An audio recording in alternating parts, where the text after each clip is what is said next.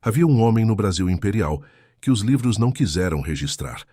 Não porque fosse invisível, mas porque era grande demais para caber na mentira que o Estado precisava contar. Seu nome era Tobias. Tobias do Engenho Correntes. Assim constava no livro de matrícula da fazenda, onde os homens eram listados ao lado dos bois, das enxadas e dos sacos de farinha. Não havia sobrenome. Não havia data de nascimento. Havia apenas a anotação de um escrivão preguiçoso, feita a lápis e quase apagada pelo tempo. Mulato alto, olhos escuros, forte, dócil. Dócil. Quem escreveu aquela palavra nunca olhou nos olhos de Tobias. Corria o ano de 1864. O Brasil ainda dormia sonâmbulo sobre uma estrutura de ferro e carne humana que chamava de civilização. No sul, havia rumores de guerra. Em Mato Grosso, tropas paraguaias já pisavam em terra brasileira. E nos engenhos do interior, os senhores consultavam mapas com uma mão e seguravam o chicote com a outra, fingindo que o mundo não estava prestes a cobrar a dívida mais cara da história do país. No Engenho Correntes, quem mandava era o comendador Ezequiel Ferreira das Neves, um homem de 50 e poucos anos, barriga generosa, voz de tabelião e olhos de agiota. Ele não batia pessoalmente. Mandava o feitor Antenor fazer isso. Era mais higiênico assim. Antenor tinha um apelido que ninguém dizia em voz alta, o cão. Não pelo temperamento, embora o temperamento confirmasse, mas pela maneira como ele rondava a senzala de madrugada, devagar, com uma lamparina baixa e um sorriso que não chegava aos olhos, como se farejasse o medo dos outros. Foi Antenor quem primeiro viu Tobias chegar ao engenho. Tobias tinha 16 anos e já media quase 2,40 metros. A escuna que o trouxe do porto de Recife ancorou num fim de tarde cor de ferrugem. Ele desceu a prancha com os pulsos amarrados, mas o corpo ereto, como se a corda fosse detalhe. Havia outros cativos no lote. Homens curvados pela travessia, mulheres que não levantavam o rosto. Mas Tobias olhava o horizonte como quem toma nota do caminho. Antenor riu. Rir era o reflexo natural de quem via aquilo pela primeira vez. Aquela altura parecia improvável num corpo humano. Parecia erro de medição, piada de Deus, algo fora de catálogo. 2,04 metros, o negociante anunciou, como se vendesse um animal de feira. Nunca vi igual, só cuidado para não deixar ele saber que é grande. Antenor passou a lamparina de uma mão para a outra. Todo gigante tem um ponto fraco, ele disse. E estava certo, só não sabia qual era. Nos anos que se seguiram, Tobias trabalhou no corte da cana. Trabalhou na moenda. Trabalhou nos sacos. Trabalhou no que mandavam, no tempo que mandavam, com o silêncio que esperavam. Aprendeu cedo que o silêncio era armadura, que a obediência visível era disfarce, que os homens que mandavam só conseguiam enxergar o que esperavam ver. E eles esperavam ver um animal dócil. Tobias os deixou acreditar nisso. Mas enquanto cortava a cana, ele ouvia. Enquanto carregava sacos, ele observava. Memorizava rotas, distâncias, posições de guarda, horários de ronda. Havia uma inteligência nele que não vinha de livro. Vinha de uma necessidade mais antiga. Sobreviver em território inimigo, sem que o inimigo percebesse que você estava planejando. Era 1865, quando a guerra chegou de verdade ao engenho. Não como batalha, como papel. Uma carta com o selo imperial. Uma ordem de alistamento. O filho mais velho do comendador Ezequiel, um rapaz de 22 anos chamado Deodorício, havia sido convocado para a Guerra do Paraguai. Deodorício era o tipo de moço que a guerra devora no primeiro dia. Magro, pálido, com as mãos de quem nunca levantou mais que uma taça de vinho. O comendador olhou para o filho. Depois, olhou para o pátio do engenho. Depois olhou para Tobias, que naquele momento passava com um saco de 60 quilos em cada ombro, como se carregasse travesseiros. A decisão foi tomada naquele segundo. Não foi discutida, não foi documentada, não foi registrada da maneira correta. Havia um sistema para isso. Um sistema que o Estado brasileiro conhecia bem e fingia não conhecer. Um escravizado poderia ser enviado como substituto no lugar de um homem livre. A promessa, sempre verbal, sempre conveniente, era a alforria ao retorno. Papel assinado, liberdade garantida, vida nova. A promessa era o anzol. A alforria era o isca. E havia milhares de Tobias espalhados pelo Brasil que morderam esse anzol e nunca voltaram para cobrar a dívida. O comendador Ezequiel chamou Tobias ao escritório da Casa Grande numa tarde de quinta-feira. Era a primeira vez que Tobias entrava naquele cômodo. Cheirava a tabaco, couro e papel velho. Havia mapas nas paredes, livros com lombadas douradas que nunca haviam sido abertos. O comendador sentou. Tobias ficou de pé. Você vai ao sul lutar pelo Brasil, o comendador disse. Quando voltar, será homem livre. Tenho minha palavra. Tobias olhou para ele por um momento. A palavra do Senhor, Tobias disse devagar, está no papel. O comendador semicerrou os olhos. Não estava acostumado com perguntas. Está aqui, ele disse, tocando o próprio peito. Tobias sabia o que aquilo valia. Valia exatamente o quanto o comendador estivesse disposto a honrar quando o momento chegasse. E o momento, naquele Brasil de 1865, nunca chegava para os que tinham a pele de Tobias. Mas ele foi.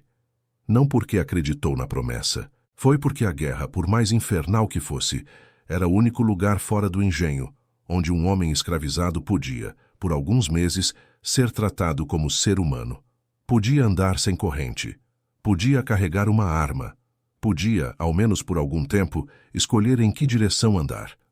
E Tobias tinha planos para essa escolha. Se você chegou até aqui, você já sabe que esta história não está nos livros didáticos.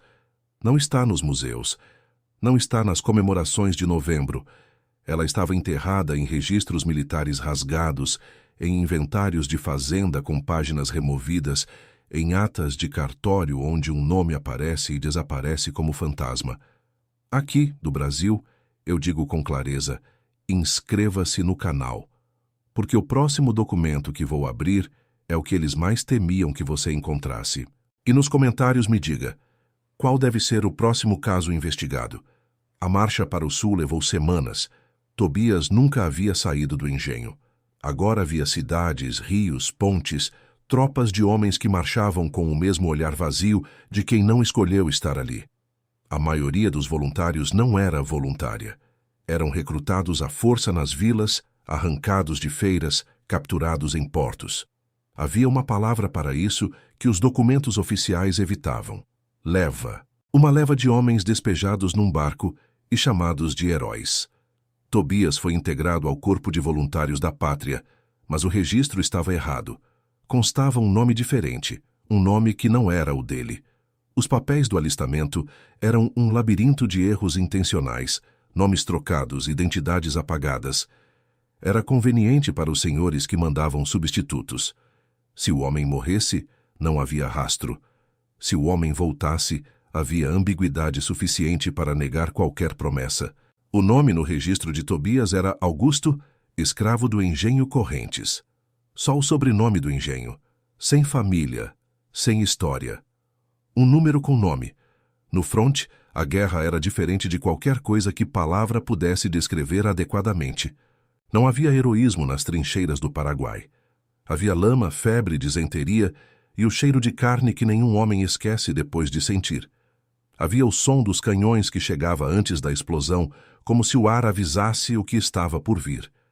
Havia ordens contraditórias de oficiais que nunca haviam visto batalha de verdade e gritavam mais alto para compensar. E havia Tobias. Na primeira batalha em que participou perto do rio Paraguai, o pelotão de Tobias foi surpreendido por atiradores inimigos escondidos numa linha de árvores baixas. O tenente que comandava o grupo entrou em pânico. 2 homens caíram. Um terceiro ficou paralisado no campo aberto exposto ao fogo. Tobias não esperou ordem. Ele avaliou a posição dos atiradores pelo ângulo das balas no chão. Avaliou a distância. Avaliou o tempo. E então disse, em voz baixa, para os 3 homens mais próximos, esquerda, 15 passos, deitem. Eles obedeceram sem entender por quê. Os tiros seguintes passaram pelo lugar exato onde estavam antes. Tobias então se ergueu. Expôs o próprio corpo por 3 segundos, forçando os atiradores a revelarem a posição. E quando o fogo respondeu, ele já havia se lançado para trás de um barranco. A posição dos inimigos estava exposta. O contra-ataque funcionou. O tenente, depois, não mencionou o episódio no relatório. Era impossível mencionar. Ele teria que explicar que a decisão certa foi tomada por um escravizado, e essa explicação não cabia na gramática do exército imperial. Mas os homens do pelotão viram, e os homens do pelotão, diferente dos oficiais, tinham memória. Durante os meses seguintes, Tobias acumulou um registro informal de ações que nenhum documento oficial reconhecia. Ele descobriu uma rota de flanqueamento que salvou um destacamento inteiro de uma emboscada. Ele leu o terreno numa noite sem lua e identificou a posição de uma bateria inimiga pelo som, pela vibração do solo, por algo que não era ensino, mas era leitura, uma inteligência espacial, lapidada por anos de trabalhar a terra e observar o que os outros não observavam. Os homens começaram a seguir Tobias, antes de seguir os oficiais. Não por rebeldia, por sobrevivência. Num campo de batalha, a hierarquia obedece à competência quando a morte é o preço do erro. E os soldados rasos, os recrutados à força, os escravizados enviados no lugar de filhos de coronéis, eles sabiam distinguir um homem que sabia do que fazia de um homem que apenas usava uniforme. Havia um sargento, Eusébio Campos, que observou Tobias durante semanas antes de falar. Você sabe coisas que não aprendeu em lugar nenhum, Eusébio disse uma noite, enquanto limpavam os fuzis à luz de uma fogueira baixa. Aprendi no engenho, Tobias respondeu. No engenho não tem batalha. Tem, Tobias disse. Só que o inimigo dorme na mesma casa. Eusébio ficou em silêncio por um tempo. Quando essa guerra acabar, ele disse, o que você vai fazer? Cobrar o que me devem, Tobias respondeu. E havia nessa frase uma tranquilidade mais ameaçadora que qualquer grito de batalha. Os meses viraram um ano. O ano virou 2. A Guerra do Paraguai não era o conflito rápido e glorioso que os jornais do Rio de Janeiro prometiam. Era uma carnificina lenta, úmida, febril, que devorava homens de ambos os lados com a imparcialidade de uma máquina que não tem preferência. Tobias viu homens que chegaram com ele morrer de febre antes de ver um inimigo. Viu outros serem fuzilados por deserção, homens que simplesmente caminharam em direção à casa, porque a promessa da pátria não incluía comida suficiente, nem médico suficiente, nem razão suficiente para morrer longe de tudo que amavam. Viu um capitão vender mantimentos do exército para comerciantes da fronteira e registrar a perda como destruição por fogo inimigo. Viu um registro militar ser alterado para omitir o nome de um soldado morto que havia se tornado inconveniente para o relatório de vitórias do comandante. Viu, acima de tudo, a mecânica do apagamento. E aprendeu a documentar o que via. Tobias não sabia escrever. Mas havia no pelotão um homem livre, filho de tropeiro, chamado Herculano Frois, que escrevia cartas para os outros em troca de comida. Tobias começou a pagar Herculano com sua ração de farinha, para registrar datas, nomes, ordens, posições, decisões. Não como diário, como evidência. Por que você quer guardar isso? Herculano perguntou certa vez, olhando as folhas cobertas de anotações. Porque quem não tem testemunha não tem história, Tobias respondeu. E quem não tem história não tem direito. Herculano dobrou os papéis com cuidado e entregou ao gigante. Tobias os guardou costurados dentro do forro da própria jaqueta militar. Próximo ao final de 1867, numa operação perto de Humaitá, aconteceu o episódio que mudaria tudo. Um grupo de 50 caçadores paraguaios, veteranos e experientes, armados com facas e carabinas, acostumados ao terreno, caiu sobre uma posição brasileira mal defendida numa madrugada de lua encoberta. O objetivo era capturar ou eliminar a guarnição e tomar um depósito de munição. Tobias estava de guarda. O que aconteceu naquela madrugada nunca foi relatado com precisão nos documentos oficiais. O que os sobreviventes contaram em voz baixa, por décadas, é que Tobias saiu das sombras na direção do grupo inimigo, sozinho, sem hesitar, erguendo-se a toda a sua altura impossível no meio da escuridão. Nenhum homem esperava aquilo. Nenhum homem estava preparado para ver uma silhueta daquele tamanho emergir do nada, no silêncio, sem gritar, sem correr, apenas se levantando devagar como se fosse parte do terreno. O pânico é irracional. É o cérebro respondendo antes do raciocínio. E 50 homens treinados, veteranos, experimentados, fugiram. Não porque Tobias era monstro, mas porque no escuro, diante do inexplicável, o medo vence a coragem com a facilidade de quem tem treinamento de sobra. O depósito de munição foi preservado. A posição foi mantida.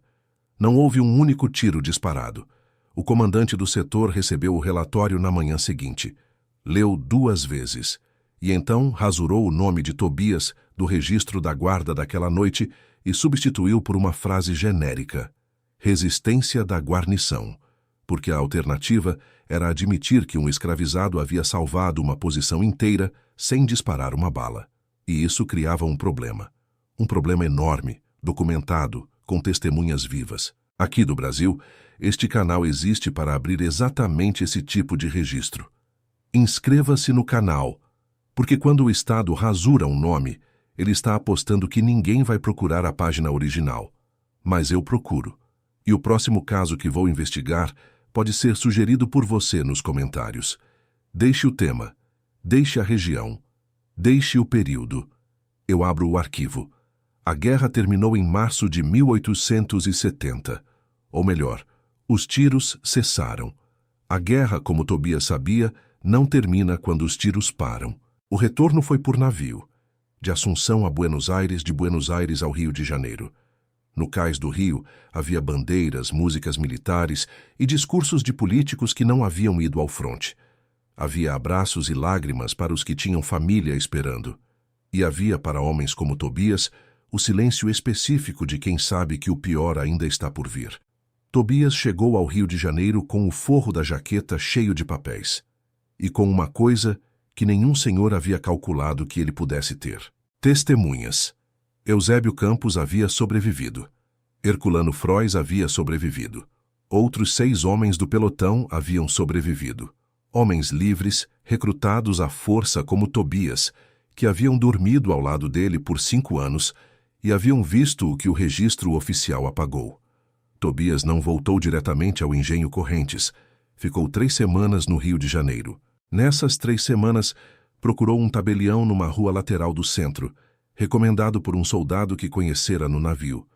Um homem chamado Amâncio Teles, tabelião menor, sem grandes clientes, sem grandes lealdades, com fama de rigoroso e indiferente ao status de quem chegava à sua mesa. Tobias entrou no cartório, colocou os papéis do forro da jaqueta sobre a mesa, explicou o que queria. Amâncio Teles leu os papéis. Leu de novo. Ficou em silêncio por um tempo longo. Se eu lavrar esse documento, ele disse devagar, você entende que está criando um problema para um comendador com influência provincial? Entendo, Tobias disse. E você entende que ele tem recursos para fazer esse documento desaparecer? Entendo, Tobias disse. Por isso preciso de 3 cópias. Uma fica com o senhor. Uma fica com uma testemunha em endereço que o senhor não vai conhecer. E uma fica comigo. Amâncio olhou para o gigante sentado à sua frente. Havia algo naquele homem que não era raiva, não era desespero. Era a calma fria de quem esperou 5 anos para chegar a essa sala e calculou cada passo do caminho. Você planejou isso desde antes de ir à guerra, Amâncio disse. Desde o dia em que o comendador me disse que a palavra dele estava no peito, Tobias respondeu. O tabelião pegou a pena, começou a escrever. Tobias chegou ao Engenho Correntes numa tarde de abril de 1870. Não voltou como fugitivo. Não voltou pela porta dos fundos.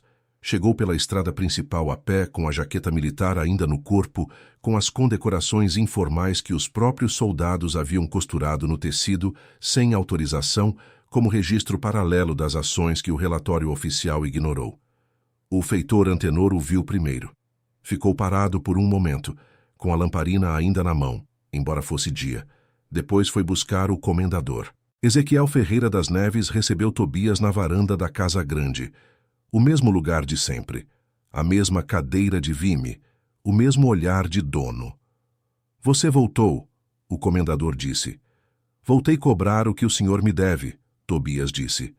O comendador fez uma pausa. Você sabe que a lei não reconhece promessa verbal entre senhor e escravo, ele disse. Você sabe que, juridicamente... Eu sei o que o senhor vai dizer. Tobias interrompeu com a mesma calma de sempre. E o senhor vai dizer porque acha que eu voltei sozinho. O comendador ergueu levemente as sobrancelhas. Tobias colocou um envelope sobre a mesa de Vimy. Naquele envelope há um documento lavrado em cartório no Rio de Janeiro. Ele disse.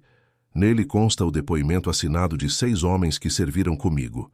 Consta o registro das ações militares que o relatório oficial apagou.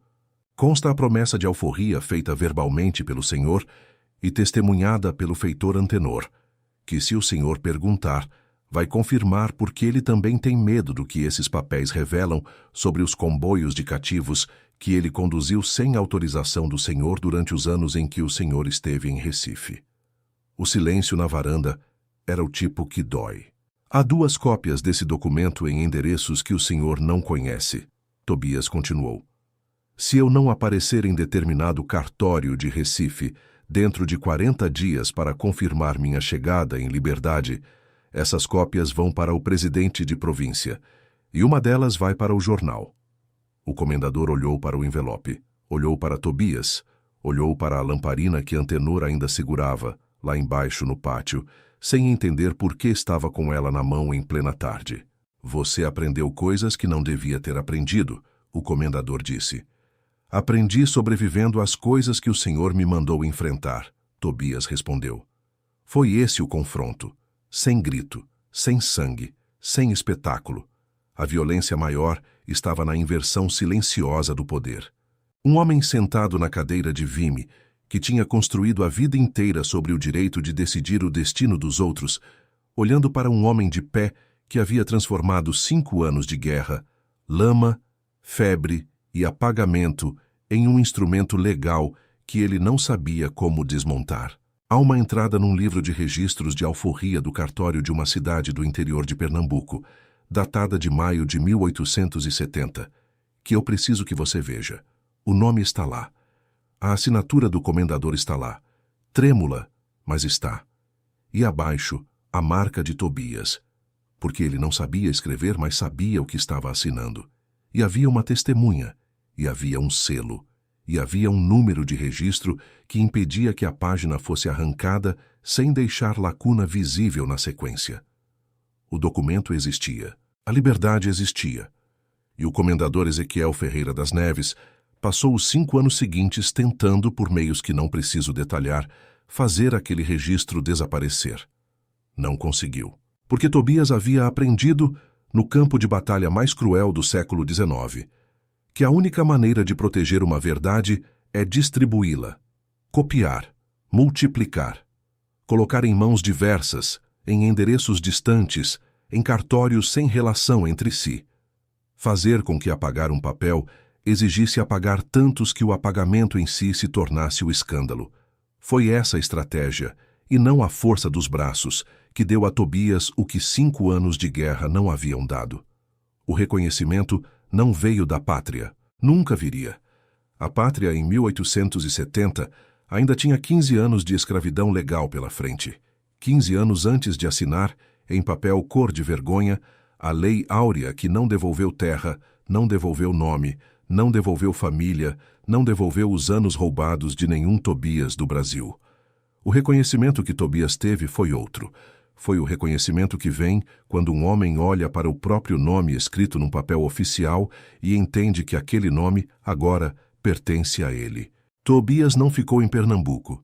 Pode ser ele. Provavelmente é, porque Tobias havia aprendido que a liberdade não é ponto de chegada. É habilidade. É o que você faz com o que sobrou depois que tentaram destruir tudo o que você era. O comendador Ezequiel Ferreira das Neves morreu em 1879. O inventário de seus bens que pesquisei em arquivo público lista dívidas, propriedades deterioradas, litígios inconclusos. O engenho passou para herdeiros que não souberam ou não quiseram mantê-lo. Em 1888, já era ruína. O feitor Antenor desapareceu dos registros antes disso.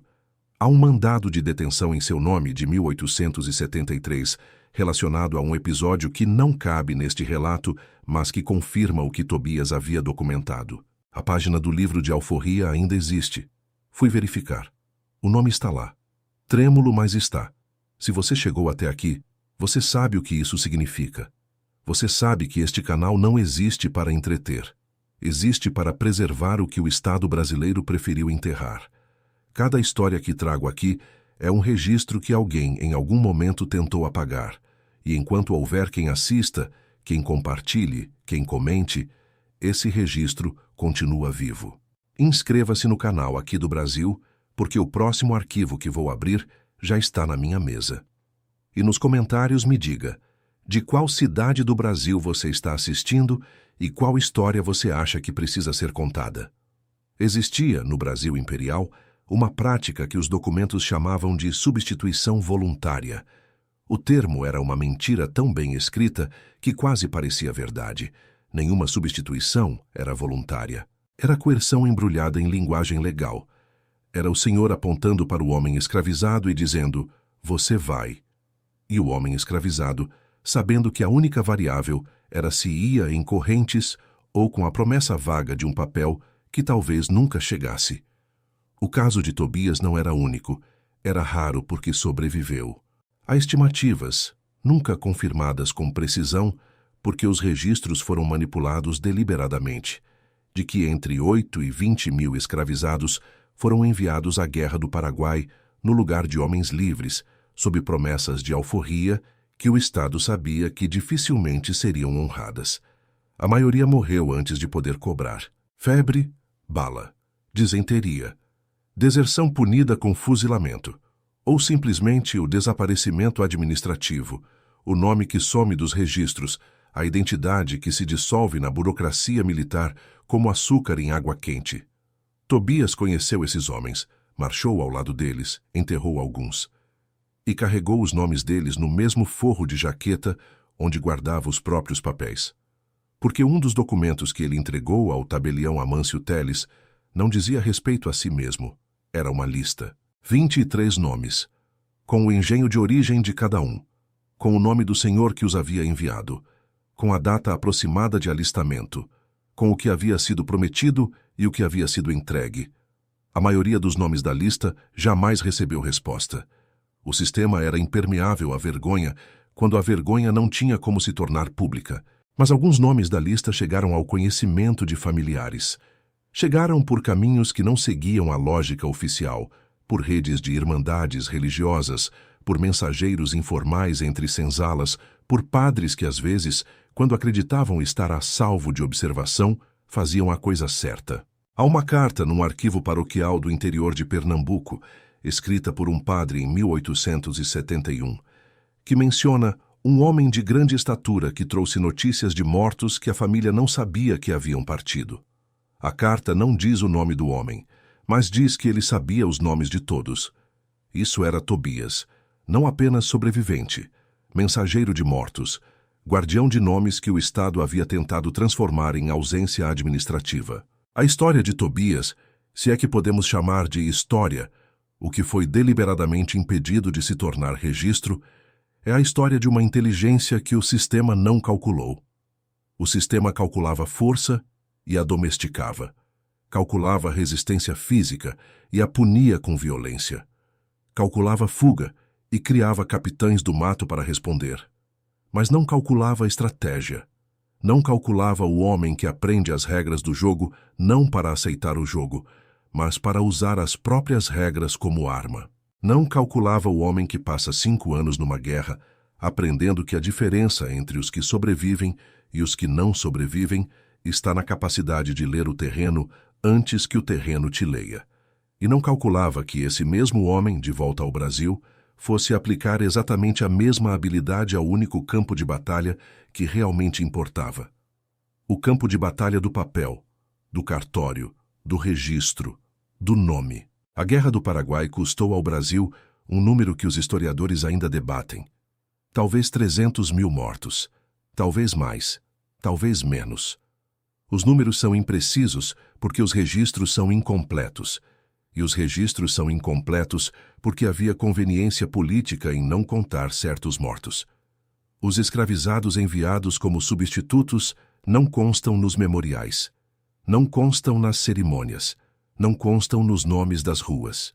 Constam, quando constam, como escravo seguido do nome do Senhor que os enviou, como se a identidade do homem fosse propriedade do homem que o possuía mesmo depois da morte.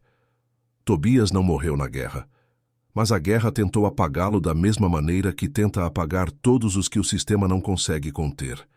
A diferença é que ele soube exatamente o que fazer com o apagamento. Transformou em processo, transformou em documento, transformou em 3 cópias em endereços que nenhum comendador conhecia, e então apresentou a conta. Há uma coisa que quero que você carregue dessa história. Não é a grandeza física de Tobias, não é o episódio dos 50 caçadores que fugiram no escuro, não é sequer a alforria arrancada de um senhor de engenho relutante. É isso. Ele sabia, desde o primeiro dia, que a promessa não valia nada sem prova. Sabia que o Estado que o enviava à guerra era o mesmo Estado que o havia mantido em cativeiro, que a pátria que pedia seu sangue era a mesma pátria que negava seu nome, e sabia que a única maneira de mudar isso não era confiar no sistema, era aprender o idioma do sistema e falar mais alto que ele. Isso não é heroísmo de livro de história, isso é o tipo de inteligência que nasce quando você não tem outra escolha senão ser mais esperto que tudo que te cerca. O Brasil de 2026 não é o Brasil de 1870. Mas o mecanismo de apagar nomes, de rasgar páginas, de substituir identidades por convenção administrativa, esse mecanismo sobrevive em formas que reconhecemos quando prestamos atenção. E a maneira de combatê-lo é a mesma que Tobias usou: documentar, multiplicar, distribuir. Não deixar que a verdade fique em lugar de onde possa ser tirada sem deixar rastro. Este canal é um rastro. Cada vídeo é uma cópia que existe fora do arquivo original. Cada pessoa que assiste é uma testemunha. E testemunha, como Tobias sabia muito bem, é o que transforma fato em história. Inscreva-se no canal. Aqui do Brasil, eu continuo abrindo registros que deveriam ter sido abertos há muito tempo. O próximo caso já tem data, tem nome, tem documento. Mas antes de eu abrir esse arquivo, quero saber de você. Nos comentários, me diga qual história da escravidão brasileira você acha que precisa ser contada. Qual região? Qual período? Qual vergonha nacional ainda está esperando que alguém a leia em voz alta? Eu escuto. E eu investigo. O nome de Tobias estava no registro. Trêmulo, mas estava. E enquanto este canal existir, ele permanece.